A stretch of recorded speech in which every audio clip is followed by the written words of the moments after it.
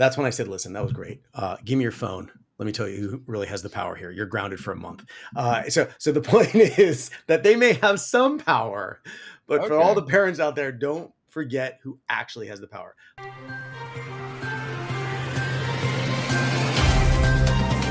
This episode is made possible by OIT VoIP. Find your best-in-class revenue generation for MSPs all over the world. Learn more via the link in the show notes. Good morning and welcome to another fantastic episode of MSP Dispatch this wonderful September 23rd. We are your source for news, community events, and commentary in the MSP channel. I'm Ray Orsini and joined as always by my co-host, Mr. Tony Francisco. How you doing, Tony? I am doing excellent, brother. I've got so many things to talk about. So many things. Like there's news, there's crazy stuff, there's Chinese hackers, and there's FCC stuff, and then I just now I got anxiety. I have to go patch my shit. So I'm sorry. Now I can't even talk about it anymore. I got to go update all my stuff. So we're jumping straight into the news. Let's do it. Let's do it.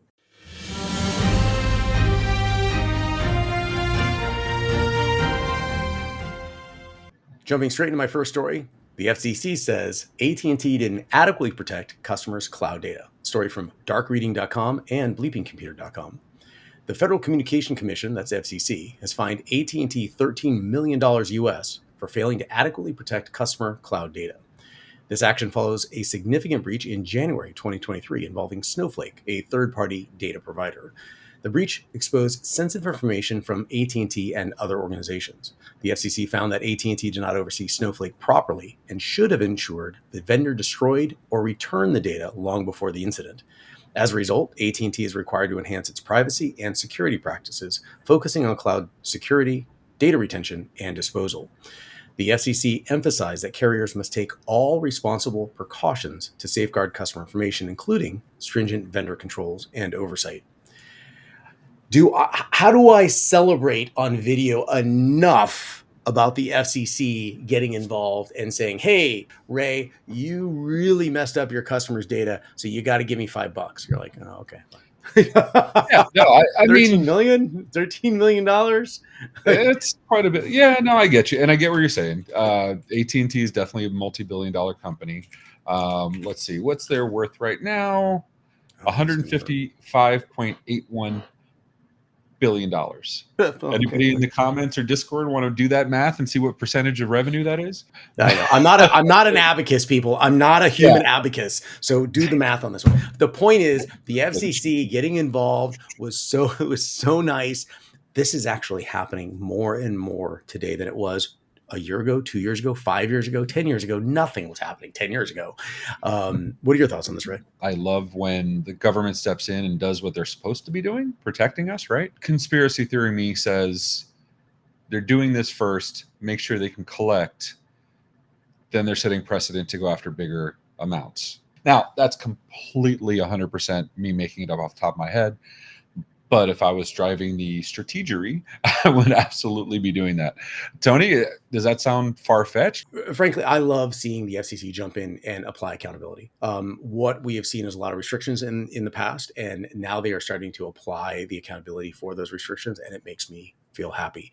That being said, they're not like forcing anyone to do anything. Like, can you imagine if somebody like all the way down, we have government level all the way down to like a social media platform forcing people to do certain things, but maybe it could be good, but maybe not.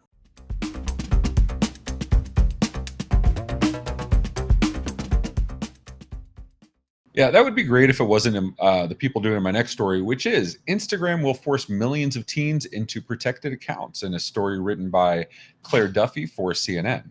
Instagram has introduced new measures to protect teen users, automatically making accounts for those under 18 private and restricting the content they can view. The change follows years of criticism over the platform's impact on young users' well-being. Teen accounts will now have stricter messaging settings, allowing messages from only known contacts. Users aged 13 through 15 will need parental approval to change these settings, while 16 and 17-year-olds can do so manually. Additionally, teens will receive reminders to take breaks and have limited access to sensitive content. Parents will gain more control over their teens' Instagram activity, including messaging and time spent on the app. These changes will start rolling out in selected countries, including next week. Tony. You and I both have young boys, young rambunctious boys. Now, it should be said, your boys are phenomenally ahead of the game, but So okay, but let's talk about that for a second. well, hold on, not 13 to 15. My thing is 16 and 17, where they can change their own settings. What is the point? For now. Not that long ago, a few weeks ago, my older son, I taught him a move and he caught me and he actually tapped me in an actual round and he was running around the gym. Ooh, that's great. That's when I said, listen, that was great. Give me your phone. Let me tell you who really has the power here. You're grounded for a month. So the point is that they may have some power, but for all the parents out there, don't forget who actually has the power. But do not let them run rampant with this stuff. You have to have a framework. You have to have some understanding of what you want to be done and who you are in this particular relationship. Do not allow yourself to get confused about the relationship between you and your children. My opinion. What are your thoughts? I'm not one of those because you played Mortal Kombat, now you're a serial killer, or because you listen to hip hop or rap, now you're going to beat women. I don't feel that way. However, I know there's a non-zero amount, as Jason Slagle would say, of reports that does show the mental health impact of social media, that does show the mental health impact on adults in social media, from the dopamine hits of getting the likes and the short attention span to flip through stories and stuff.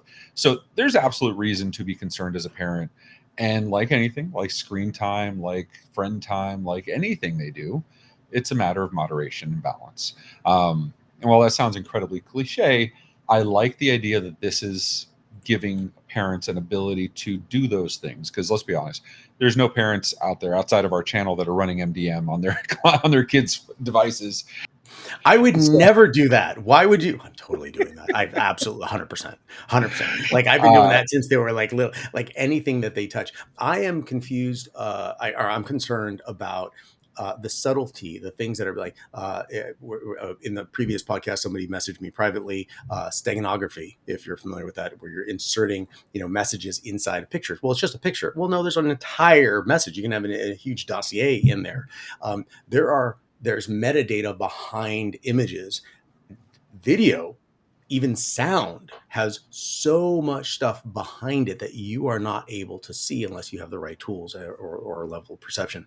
That's the stuff that I'm crazy about. Like what's actually happening that we cannot see. So I'm doing the best that I can to control what I can within reason. But the fact that, like in the previous story that we talked about, the FCC getting involved and implementing a framework, accountability, this is doing the exact same thing for parents. But you know what I really care about? I care about the protection and the input from our MSPs in the audience, in the comments, in our Discord. Hit us up. We want to hear from you. And until next time, take care of yourselves and each other. Stay educated, everyone, and please be safe. This has been a broadcast of the MSP Media Network.